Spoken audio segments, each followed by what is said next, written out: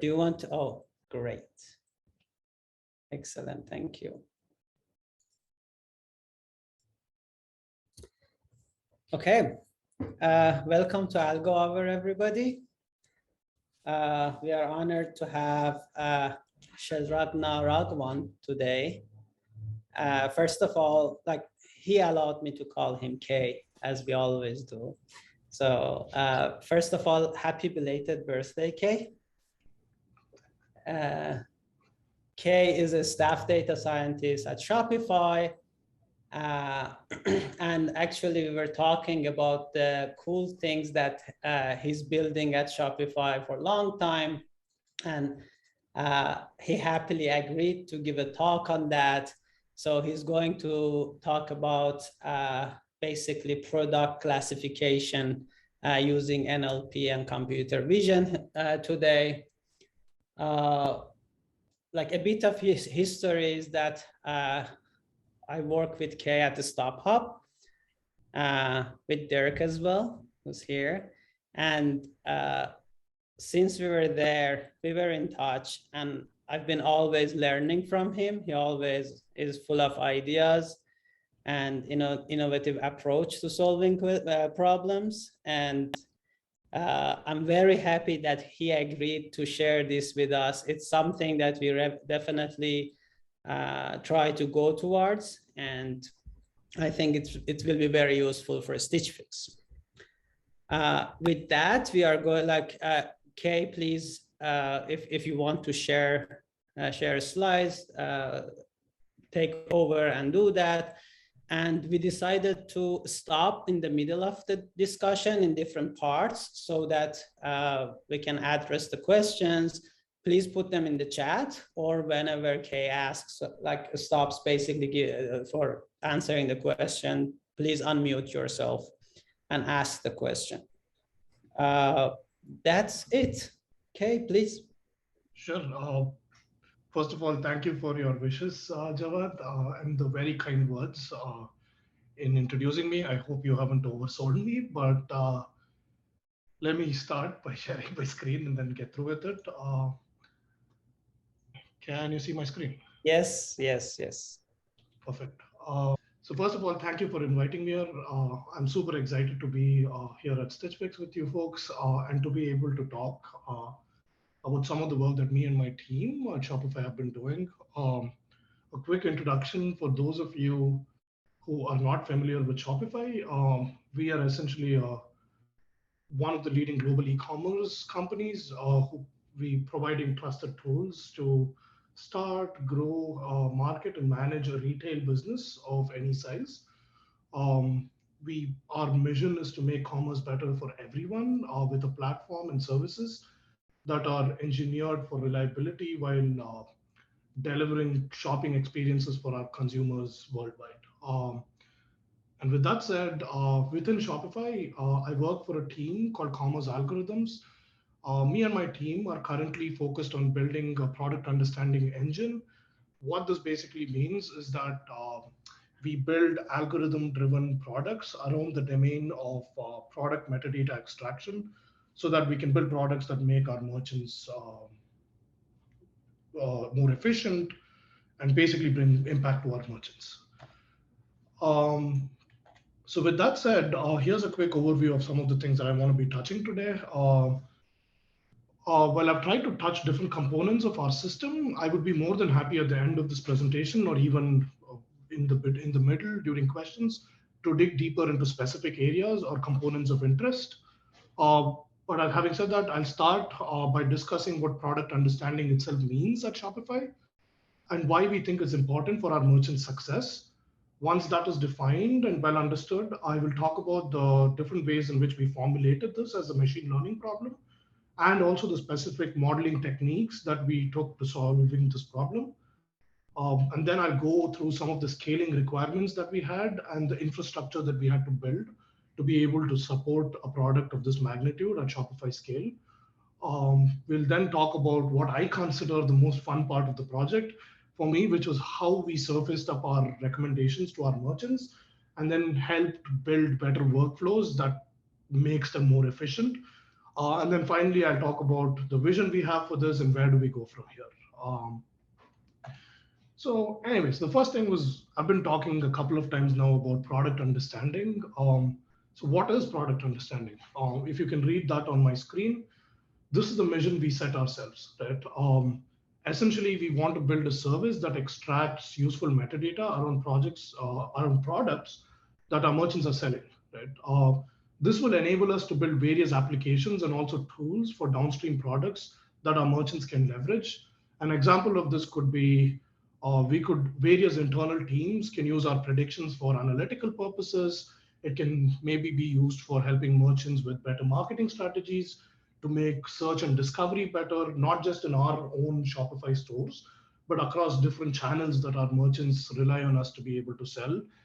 For example, a lot of Shopify merchants use Shopify not just as their online store, but also as their hub in a spoke of like when they sync to like Facebook or your Google or TikTok, etc. So we enable cross-channel e-commerce. There are also applications of our product in trust and safety domain, legal and compliance. We basically have multiple internal and external consumers at this point. But an obvious question to ask at this point would be, why machine learning? Why do I need machine learning at all in order to do product understanding? So here's story time, right?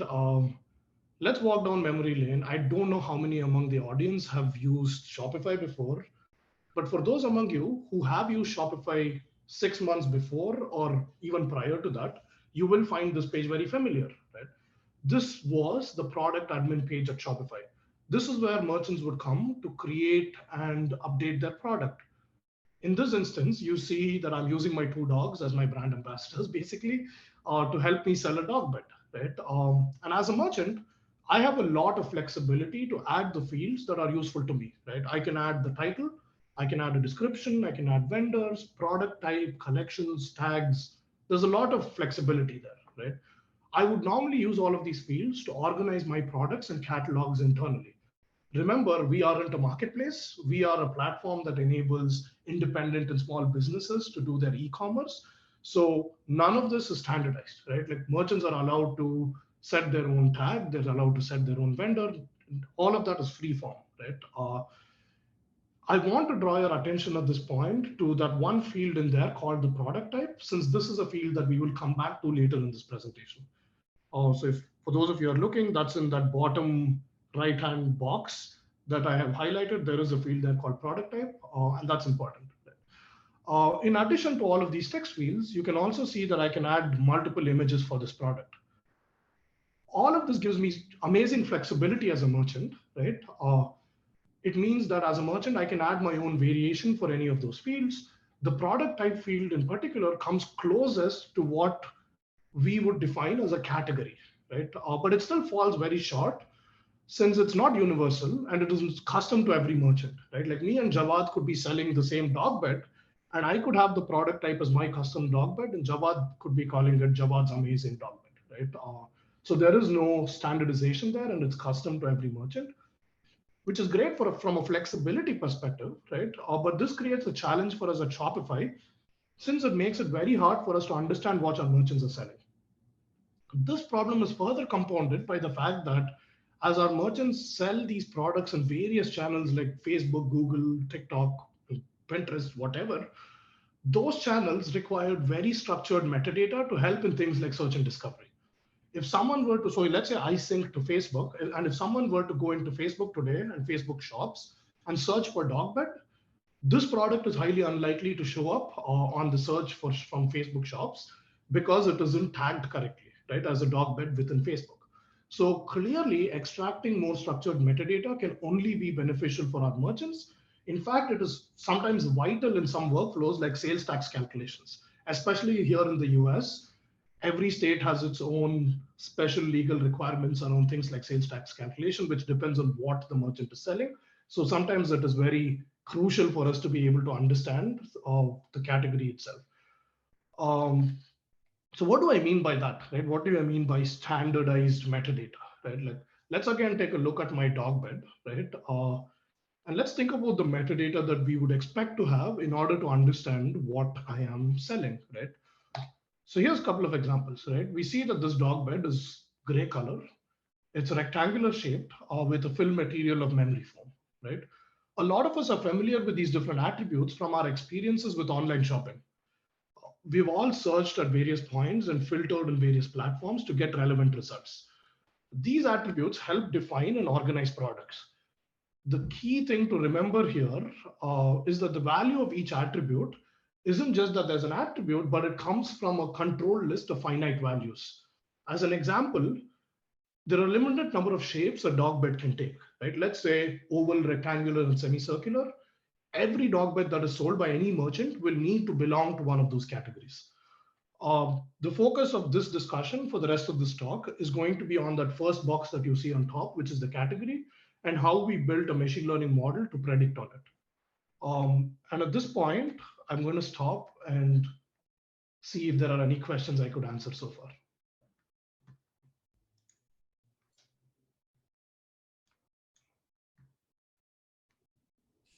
One question from me, why can't we expose in that category type or product type that you had, why can't we give a list that is accepted? Why do we allow people to write my custom dog bed rather than having a predefined dog bed?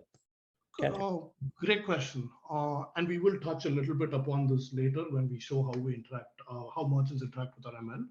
Couple of reasons, right? One is, merchants, like especially with Shopify, since we aren't a marketplace, one of the features that our merchants really enjoy is that flexibility, right? A lot of times these fields, especially things like tags and product type, are typically used for organizing the store internally within there. So remember, they aren't competing with the N number of other merchants they would need to in a marketplace. Here, if it's your own internal store, you like to organize your store the way you would want to, right? Like imagine I am selling, all my store sells is dog beds, then dog bed as a category isn't enough for me. I might say, hey, I want custom dog beds, handcrafted dog beds. And so there is a lot of benefit to have custom defined categories that merchants can choose so that they can organize their store better. But at the same time, we also have this other problem where predefined standardized categories is very useful for other applications. Right? And more importantly, Shopify started off at a place where we didn't have those standardized types. So now whatever we do, it has to kind of retrofit into the existing workflows. We don't want to break anything that our merchants have already built. Right? Yeah, does that help answer, Jawad? Yeah, definitely. Yeah. Thank you. Cool. So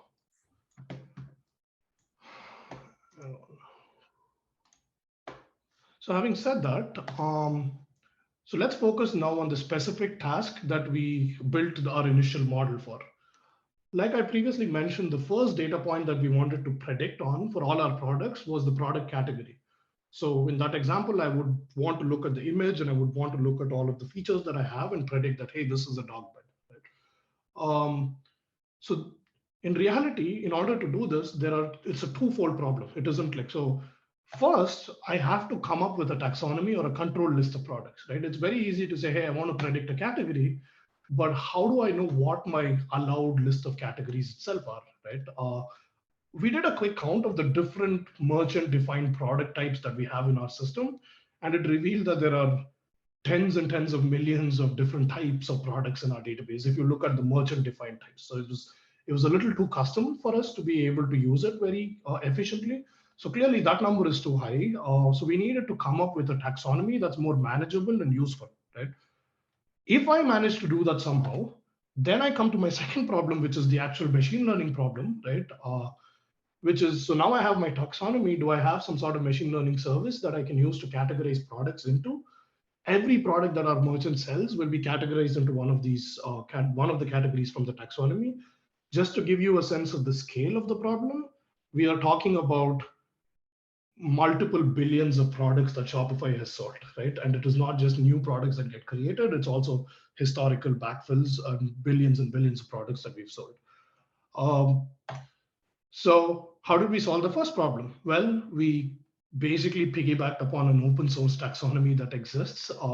specifically the Google product taxonomy. The Google product taxonomy is open source, like I said, and very obviously maintained by Google, right?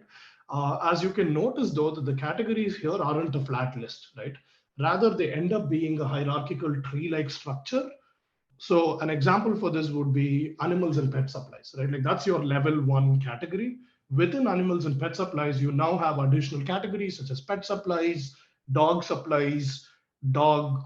beds, dog food, so on and so forth, right? So it's a hierarchical tree structure. And this honestly makes a lot of sense if you think about it, right? Different applications need categories at different granularities. An example for this, right? Maybe someone comes to me and says at the macro level, they're like, hey, Kay, I want to know how different industries are trending this year, right? Is clothing, how much revenue did the clothing vertical deliver to us last year, and how did that growth compare to hardware, for example, right? Or it might sometimes make sense to go much more granular, right? Example, a person comes to me and says, hey, I want you to build a model that tells me what the propensity for a model or for a person is to buy dog food, right? I just need that kind of granularity, right? So the hierarchical structure of the taxonomy is exactly what we need. So here's a better representation of that hierarchy, right? This is one branch of the Google product taxonomy, right? The taxonomy is both wide and deep. It has over 5,500 nodes, and these nodes can go all the way down to 7 levels, right? Here's an example. The root node here, that red node on the far right, starts off at arts and entertainment, right? And at the end, if you just go all the way through to the left, you will get into something that's as granular as clarinet care kits, right? So it can go from the very, very generic to the very specific. And this kind of hierarchical tree structure gives us the ability to aggregate products at different levels.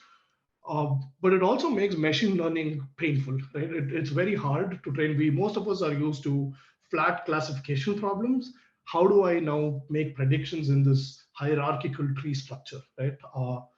This leads us to our actual model architecture. But before I get into that, I will pause again if there are any questions at this point.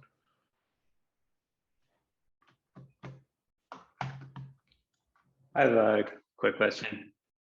Sure. So first of all, thanks so much for being here. I'm really enjoying the talk so far. A quick question about this taxonomy step. I guess kind of what I'm interested in is like, what if you just skip that entirely? And for example, you took an approach where essentially, you have kind of the free form text that merchants are entering for product category. And like, let's just imagine like you map that to some latent space and just, try to predict that. So yeah, I'm just interested in hearing your thoughts on that. No, that is something that we definitely did consider. Internally, we were calling that a foxonomy. So it really isn't a taxonomy, but rather, or at least there isn't an explicit taxonomy on the outside. It is us kind of in the back end and for data science purposes, creating almost like a hidden layer of the taxonomy. Definitely something that we considered. There are a couple of challenges with that. One main thing, right? We weren't using these predictions. Like it would have made sense if we were only doing this for backend application purposes, right? So if we were primarily using this for search and discovery, right? If that was our case, then sure, that makes a lot of sense, right? But we were also going to use this. Some of our explicit consumers were, hey, I want merchants to not we want this to be merchant facing in the sense that we want the model not only to predict on it, but also merchants to have the ability to kind of set it themselves. B, there was a real need to kind of sync with other channels, including like your Googles and the Facebooks of the world. And so there needed to be some uniform layer of communication between all of these different channels. And almost all of the channels we sync with ended up using the Google product taxonomy. So it wasn't so much that, yes, it was the fact that it's available to us and it's freely available to us, but it was also the fact that this taxonomy could be used as a medium of communication, if you will, between different channels that we had, right? So we're able to sync our predictions and our classifications with the Googles and the Facebooks of the world, so that our merchants not only benefit in our ecosystem, but also when they sync with these other ecosystems and marketplaces. Thanks a lot. Awesome. So if there are no other questions, I'm going to move on. So before I jump into the actual model and how we built it, we made the decision to build a model which was not task specific, right? Our vision with this was to build a knowledge graph, which we called the product understanding engine. And the idea behind this was that similar tasks need not be learned from scratch, and learning from one task can help in learning from another, right? This makes a lot of intuitive sense to me, because if you think about how we as human beings learn, we don't learn in isolation. Every piece of learning that we have influences how we continue our education to the next task and beyond. So it made a lot of sense for us to kind of see if we can leverage the learning from one task onto the next, right? So we started framing this as a multitask, multi-class problem, right? And the idea is that we have a central neural network graph with a lot of layers, loosely connected layers and nodes, and that a subset of each of those layers could then be reused for different tasks by making the right connections across layers. So for each level of the taxonomy, right, and we looked at the taxonomy, and there are 7 different levels of that taxonomy. Each level of that taxonomy is considered a separate task, right? So for example, predicting that a product is animals and pet supplies at level 1 is considered a different task than it is predicting that it was actually dog food, which is at level 4, right? Obviously, in reality, the product is both, right? And we use different tasks for each, right? We will come back to this a little later on how we tie those tasks together so that they influence one another, right? Clearly, something being animals and pet supplies has a high degree of influence on the fact that that thing is dog food and vice versa, right? So they are kind of interconnected, and I'll show you how we kind of connected and make that influence more concrete. Also, every task is a multi-class classification problem, right? Or the number of classes for each task basically depends on the number of nodes in the taxonomy at that level, right? So for example, at level 1, we have 21 different classes, and level 3 has over 1,000 classes. And if we remember from that product admin page that I showed before, we can identify that there were broadly 2 types of features from products that we could use. We could use the images that our merchants were uploading, and we could use the text fields that they were inputting into the system itself, right? And for both of these features, we ended up using a bunch of pre-trained models to embed the features. Specifically, we use multilingual BERT for text and MobileNet V2 for images. Both of these choices of models were made after extensive testing with different models and trying to balance out the performance gains and the cost trade-offs, right? So we were basically looking at how much more is this going to cost me? What's the gain I get in terms of accuracy and other metrics that we'll discuss later. But essentially, we ended up choosing these 2 models for our image and text embeddings. And one of the requirements that we had was that the model needed to work in different modes, right? We have many consumers, like I mentioned before. We have certain consumers who would like to have real-time predictions. There were other consumers who were more content with batch predictions. We even had streaming requirements where there was like, hey, I'm going to put my products into this queuing system, queue messaging system, and you guys have to kind of read and process it as quickly as you can, right? So we had all sorts of flavors of consumption, and our model had to support all of those consumption patterns. In each of these modes, the way the features were being fed into the model was slightly different, right? We'll touch a little bit more deeply in subsequent slides, but essentially we ended up using like a subclass architecture using Keras to, once we finished training the model, we basically chunked the model into multiple smaller pieces. And then essentially we treat these small chunks like, think about them like Lego pieces that I can stack one on top of the other to construct the exact component of the model that I need for that specific inference use case. And then finally, one of the things we wanted to ensure that our model was completely self-contained, and that our consumers wouldn't need to be aware of any model specifics in order to use it.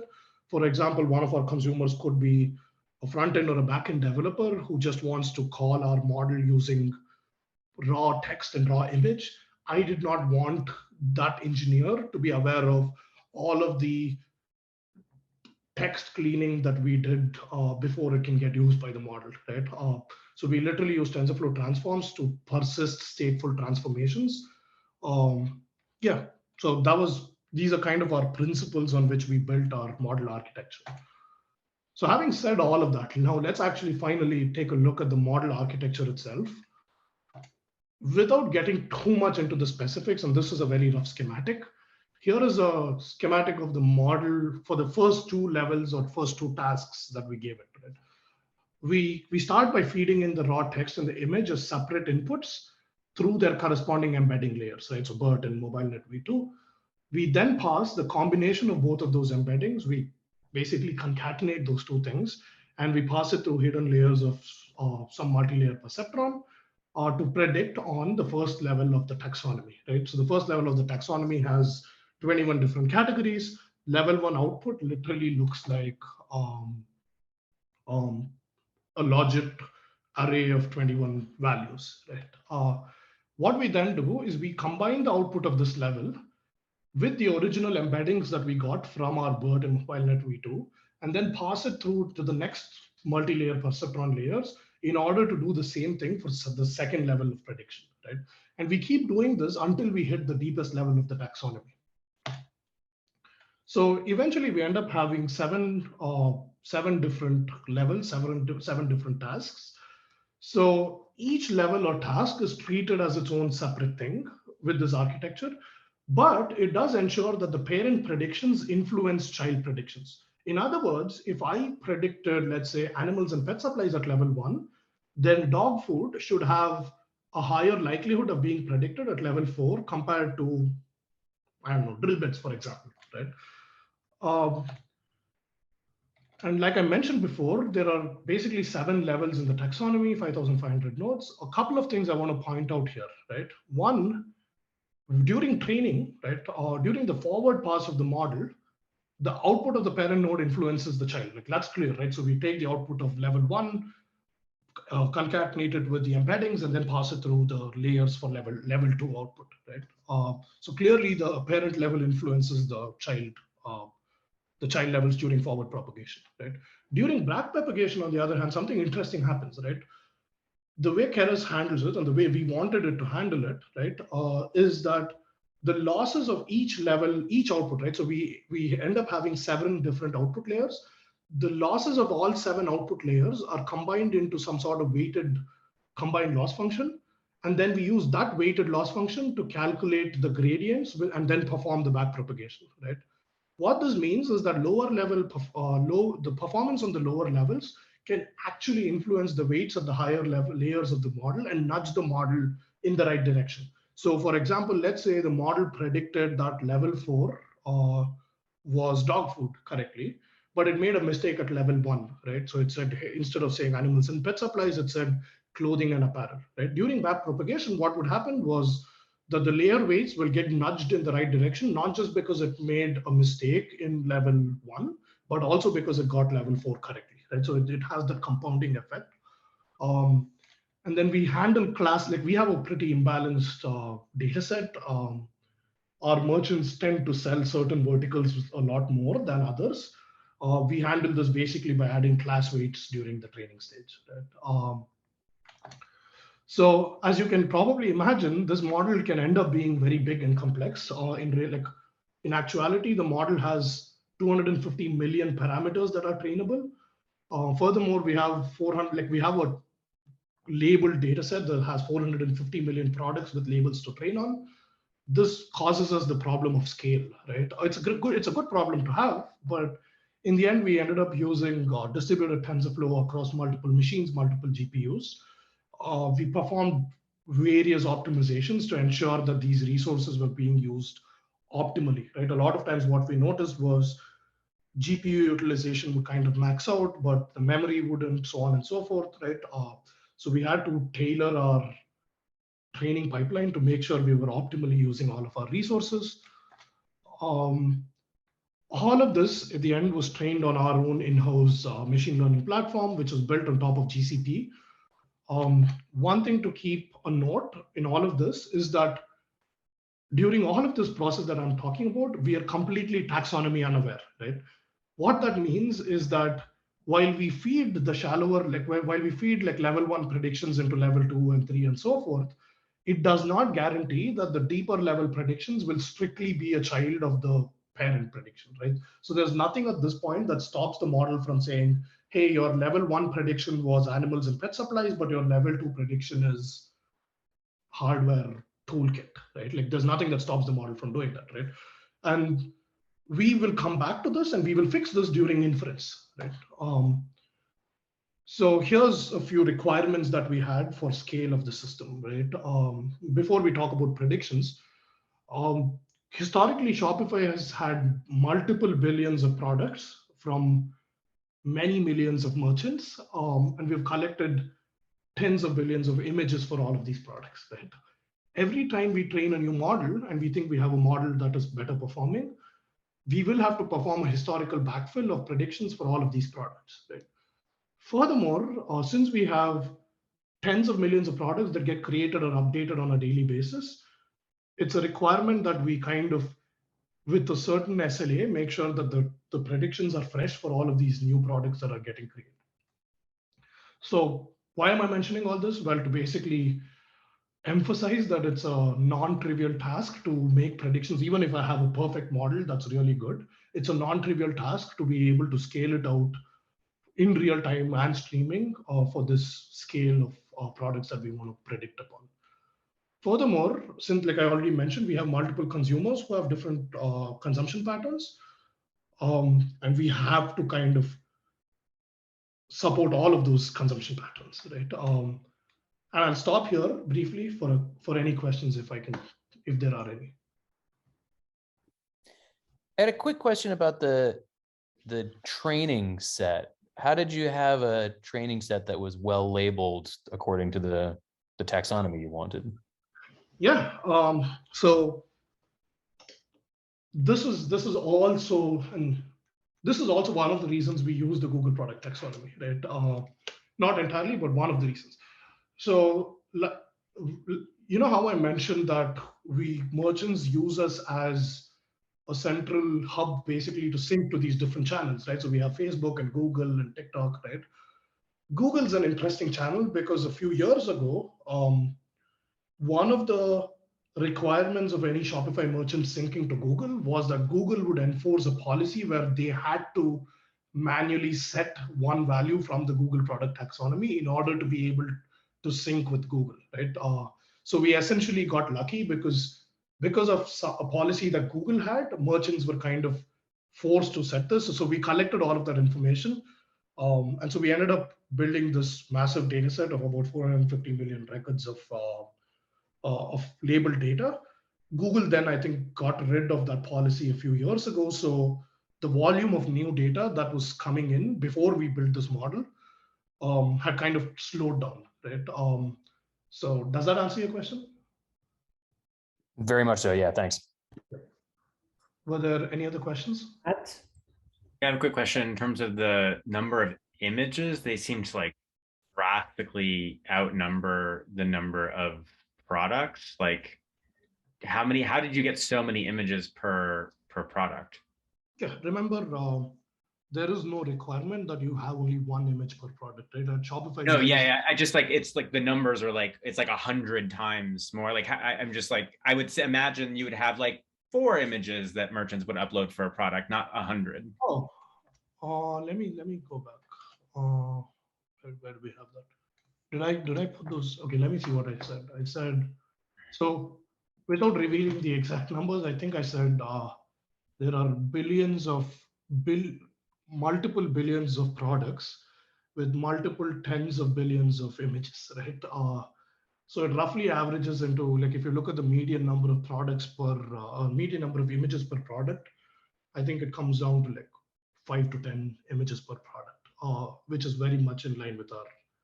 Okay, and this would be like, you know, if you're showing a dog bed, it would be like, oh, here's all the different views of the dog bed, and here's one with a dog in it and one with a dog out. Remember that a product isn't the most atomic unit that our merchants can sell. We have the concept of a variant as well. So for example, you could sell a dog bed and it has 3 different shapes with 3 different colors, right? So that's 9 different variants, and each variant could have its own image as well, or multiple images as well, right? So if you think about it in that terms, then this number starts to make a lot more sense. Okay, cool. Awesome. Yeah. Thanks. Awesome. Javad, were there any other questions or should I move on? Yes, Reza also has questions here.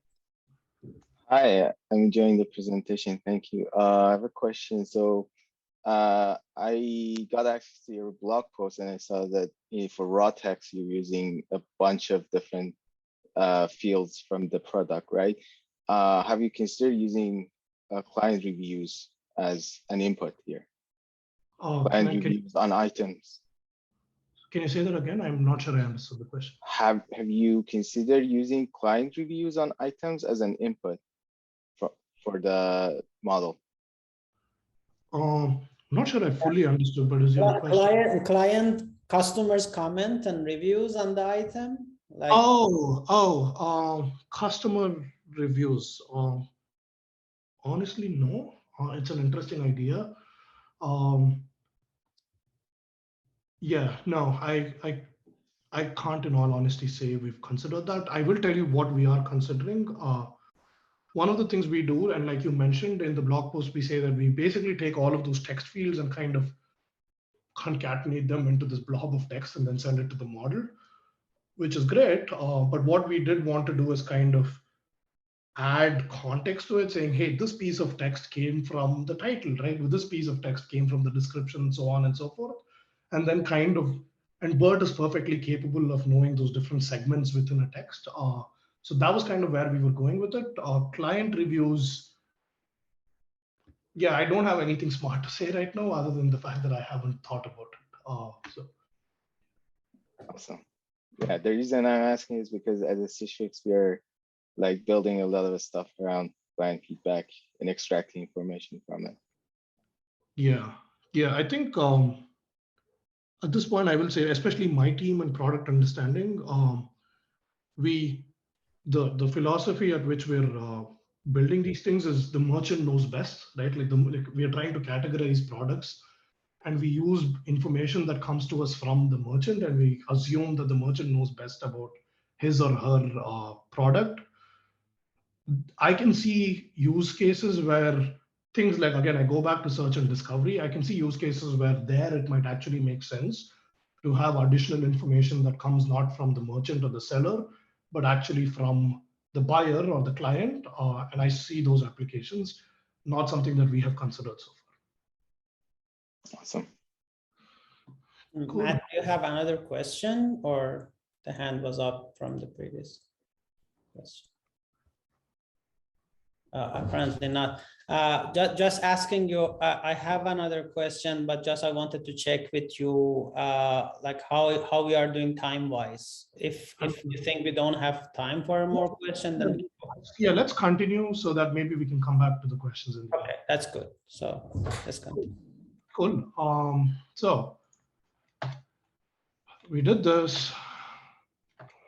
Okay, so if you remember from before, I said something about like how we chunk the model into these atomic pieces and then kind of stack them on top of each other like a Lego.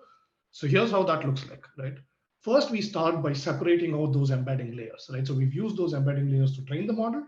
And now we take those embedding layers as independent standalone models, and we kind of keep them aside, right?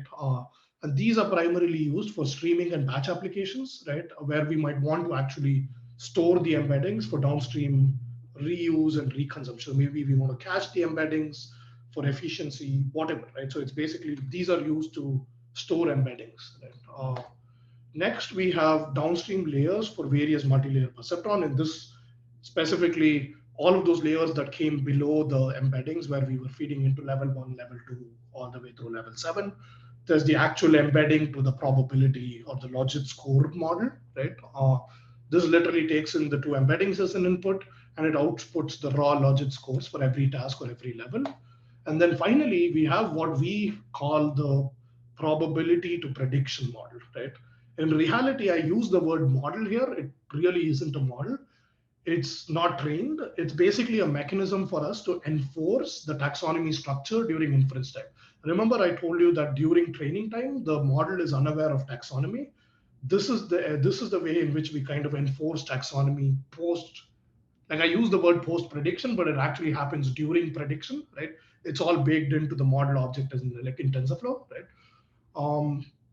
In other words, that requirement that I had before, where I said if level 1 is animals and pet supplies, level 2 should be a child of animal and pet supplies. It can't be hardware tools. Well, that happens there, right? So now we have these 4 fundamental pieces, right? We have those 2 models that do embeddings. We have one model that takes the embedding and outputs raw logit scores. And then finally, you have a last piece, which takes the raw logit scores and outputs a prediction for each level of the taxonomy. We can then take all 4 of these fundamental pieces and we can go and create sub components, right? So imagine somebody comes to me and says, hey, Kay, I want to use your model in real time where I feed in the raw features, like the raw image and the raw text, and I want you to give me the prediction. I will take all 4 items and kind of combine it and say, okay, deploy this to do real-time predictions. Whereas if someone comes to me and says, hey, Kay, I've already computed, we want to pre-compute the embeddings and we want to reuse those embeddings multiple times in streaming or batch, then I'll say, okay, let's use the model that takes only the last 2 pieces and we'll kind of concatenate and use it. So basically, we support starting at any point and ending at any point, right? And this is super useful in order to support multiple consumers downstream. So, okay, so I mentioned previously that the probability to that last component, that probability to prediction model, is where we apply the taxonomy structure. The raw model, so here's how that happens, right?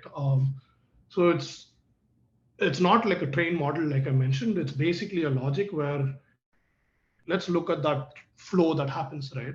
We start by taking the raw scores, and then we say from the first level, right? So there's n number of logit scores at level 1.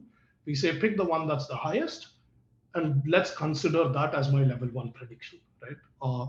We then do a threshold check. We say, is that score greater than a certain threshold? If it is, we're confident about the predictions, and then we move on to the next level, right? If it isn't, then we say, okay, I'm not confident, I cannot move on, so I stop right there. And the model will say, I don't have a prediction at this level and beyond, right? But let's assume that it did cross the threshold, so we now have our level 1 prediction. Then at level 2, what I do is I say, instead of choosing the max of all the categories, I say, only choose the children of the level 1 prediction. So if I predicted animals and pet supplies at level 1, I basically say, give me all of the children of that animals and pet supplies, and then give me all of their scores, and then pick the max from that, right? And then again, I test for the thresholding. If the threshold is above a certain threshold, I say, okay, fine, and then I move on. And I do this over and over again until one of two things happens, right? Either we hit a terminal node and it says, I've hit a node where I don't have any more children, or it reaches level 7, right? If I hit level 7, there isn't anything I can go beyond that. So we do this, right? Here's a practical example of how that looks like, right? So in my case, we go back to that dog bed example, right? The model predicts animals and pet supplies at level 1, and it says the score is 99.99, right? So I'm confident about that. Move on to second level, right? Here it says pet supplies 0.99, great, right? We move on. Third level 0.97, dog supplies, we move on. Finally, we get to dog apparel, and it says, well, it's dog apparel, and I'm only 0.125 confident, and maybe that 0.125 isn't above the threshold that we've defined, and so we say, nope, we don't go forward here. The key thing to remember here is that those thresholds are dynamic, right? There isn't a fixed threshold for every level, every category. We have the ability to define thresholds, not just at the level, but also at the category, right? So I can say, hey, I have a threshold for animals and pet supplies, or I can also say I have a threshold for all of level 1 and all of level 2, right? So at this point, a couple of things to mention, right? We tune those thresholds manually, right? So those thresholds aren't automated, or we don't calculate them in some automated fashion. We have to manually go in and tune those.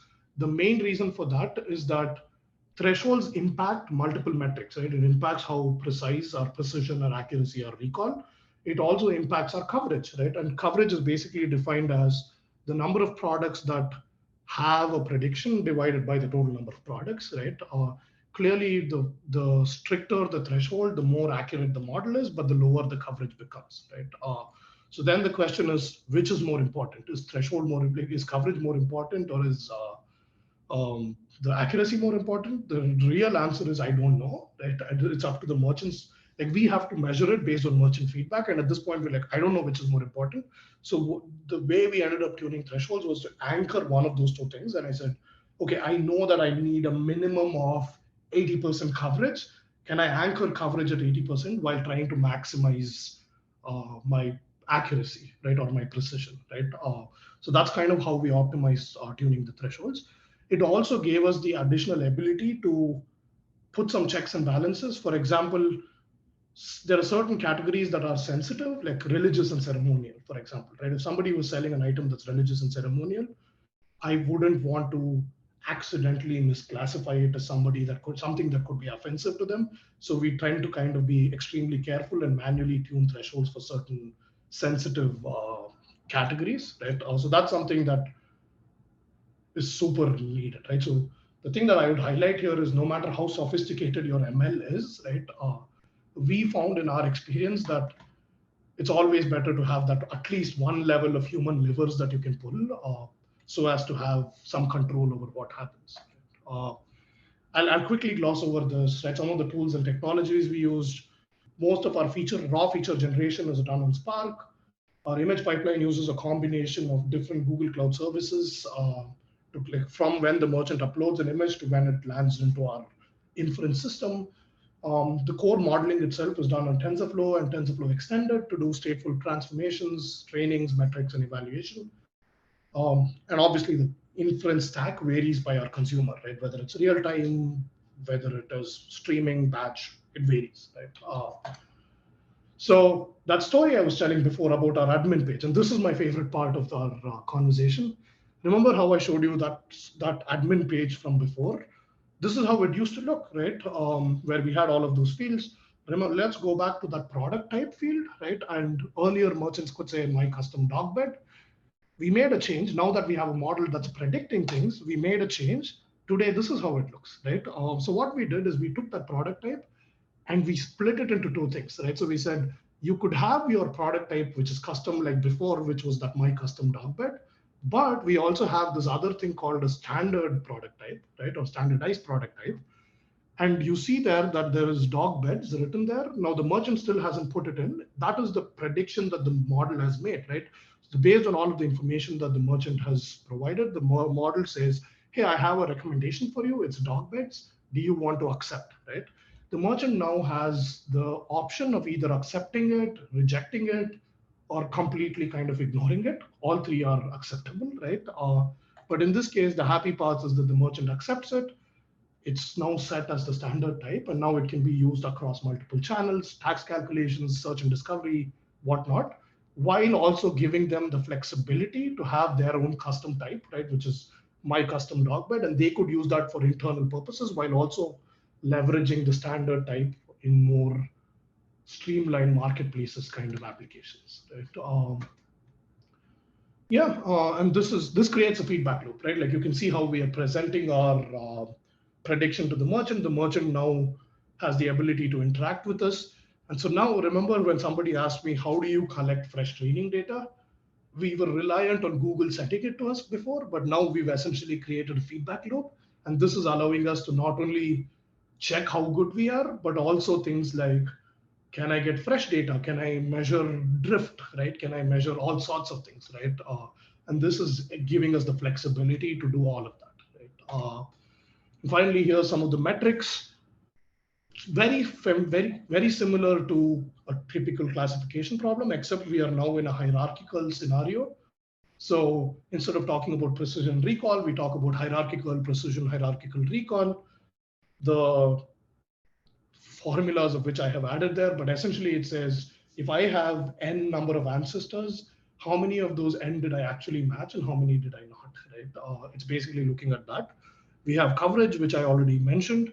One of the drawbacks of using something like a hierarchical precision or hierarchical recall is that it will kind of get biased by products that go deeper in the taxonomy, right? So imagine that a certain product goes all the way down to level 7, but another product goes only until level 3. the product that goes until level 7 will have a higher influence on hierarchical precision and hierarchical recall than the one that goes down to level 3. So to overcome that, we came up with something that's called the relative lowest common ancestor. This is basically saying, hey, if the true label is at level 7, how close did you get to that true label, right? And so it's relative to the length of the branch itself. Those are our model metrics. But what's more important for us was our product metrics, right? Which is the adoption. When I show this to the merchant, is it more likely that they will set a standard type when we have a prediction available? How good is their acceptance? It's not just enough that the model is good on a train test split, but how is the acceptance from a merchant perspective? So these were some of the metrics. And for the sake of time, I'm going to rush through some of this. But what next for us, right? Like what comes after this? Well, a couple of things, right? We want to evolve our taxonomy for it to work for all merchants, right? The Google product taxonomy was a great starting place, right? But our merchants demand us to be more nimble and flexible in order to be able to best serve their needs. And this will include expanding into new categories, into higher granularity than is currently supported by Google, right? Second thing we noticed is that that last component we discussed, that probability to prediction model, that is very generic right now, right? As in we're saying, hey, we have multiple consumers and all consumers can use that one single model. When in reality, I think we're starting to notice that we can actually benefit from a more specialized approach. For example, one of our consumers could come and say, hey, I don't really care about the prediction for a product. I want you to give me the confidence intervals for the top n number of categories that you think this could belong to, right? Another consumer can come and say, hey, I know you have 5,000 different categories. I don't really care about 4,900 of them, right? But for the remaining 100, I really need to know if a product belongs to that, right? Maybe that's trust and safety, maybe that's fraud, all sorts of use cases, right? So there are different consumers who could benefit from a more targeted head. So our vision is to kind of keep the product understanding layer common while building specific model heads for specific consumers. And finally, now that we have like a feedback loop, remember how I said our threshold tuning was kind of manual, as in we had to anchor one thing to be able to maximize the other. Well, because we now have merchant feedback, we have the ability to measure what's more important, right? Like is precision more important? Is accuracy more important? Or is coverage more important? Well, we can measure it based on merchant feedback. And so we can use that feedback to automate our threshold tuning process. And with that, I think I am at the end of my presentation and I would love to take any questions you guys have. Yeah, I had one a couple slides back when you explained how you select the nodes. You said you start with the first one, you predict the first one, and you move kind of in linear order through that. So you could say you're ranking your predictions in lexicographical order, but you could also have a situation where like you have a high score on the first level, 99%, and then very low scores in the second level. And you might have in the first level another category, which is maybe only 97%, but much higher scores in the other levels. And have you thought about this, how you like think of what is the best match and maybe how you end up with this particular ordering? Right. For sure, that is definitely something we have thought about. In fact, we are actively currently working on exploring alternatives. In fact, one of the approaches we tried was like, why go top down, right? Why not go bottom up, right? Like that was another approach, right? Or why not have some sort of conditional probability model, right? That says, hey, if I know my level 1 probability is so much, my level 2 is conditional and so on and so forth, all of which are actively kind of being considered right now.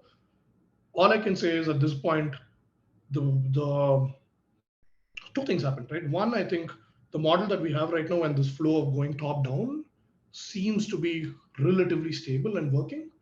B, we haven't yet concretely found another approach that has worked better for us, but it is not to say we aren't actively trying to find that better approach, right?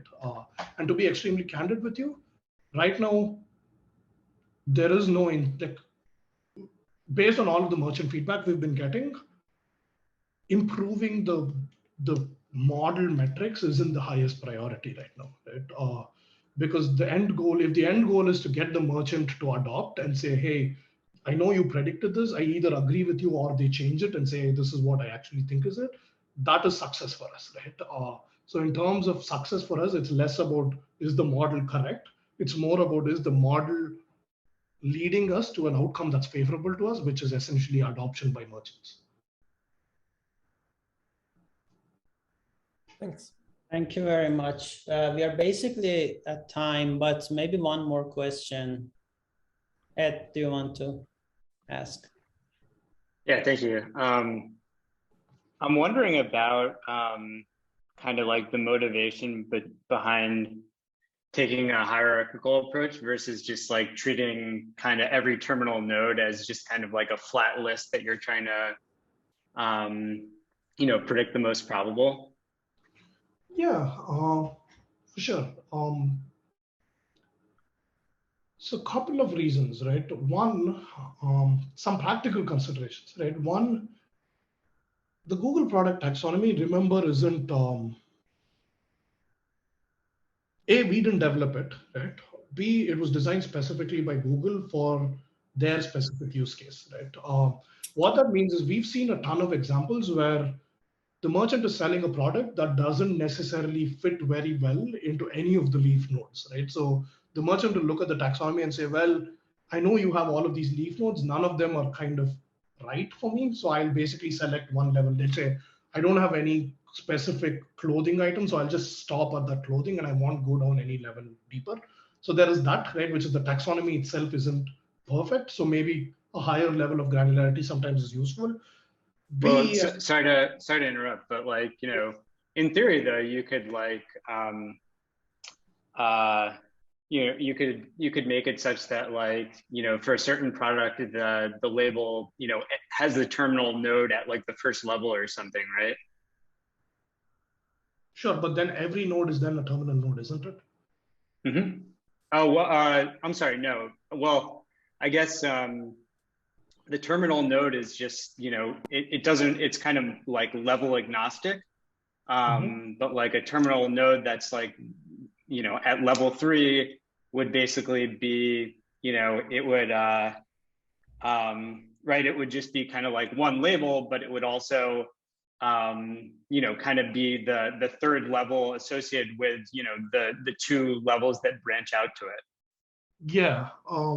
At least conceptually, yeah. It does, right? You could do that. The only concern I would have is you're then entering the scenario where labels are they're not mutually exclusive, right?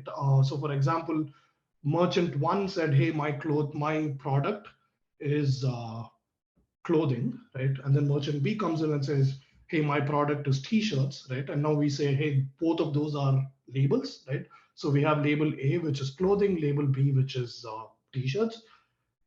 Are they mutually exclusive? No, they aren't, right? Like one is a subset of the other, and it creates that weirdness where, like one of the, so like in this world, and you could argue that, hey, that's fine. We then go into, it doesn't have to be, you could change your loss function from something like it doesn't have to be like a multi-class problem. It becomes a multi-label problem. And yeah, you could potentially do that, right? It's an approach that could in theory work.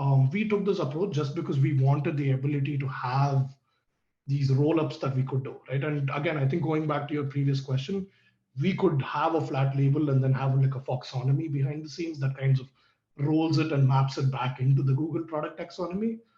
But it does create those weird edge cases where you're not sure, like those labels aren't unique anymore. If that makes any sense. Thank you. Yeah. Okay. Of course, we are over, but do you have a bit of more time? Maybe. Yeah, I have time. Okay. So Matt, do you want to ask a question? Yeah, just going back to the model architecture, looking at that diagram, is it the case that, let's just go back to that diagram.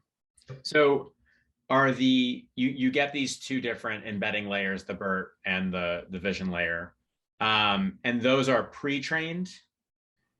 Or you're learning, you're updating those as you go along? We're updating them as we go along. Okay, cool. And the other question is it the case that you actually have like 7 of these other like little boxes below that for each level of the, Yep.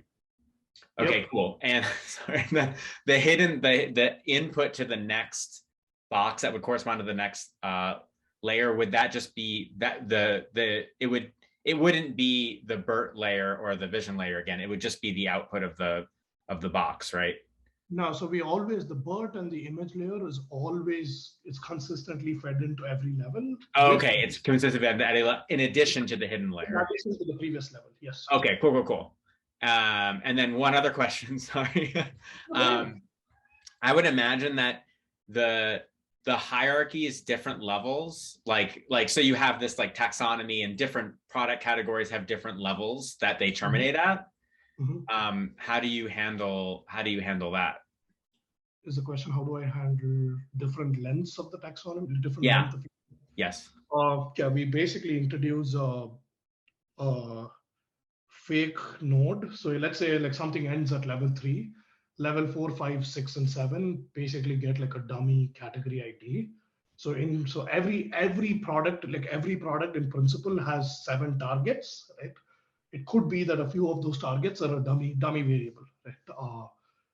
If that answers your question. Yes, that answers my question. Thanks. And maybe final question from me. The model is very deep, and it has many components to train.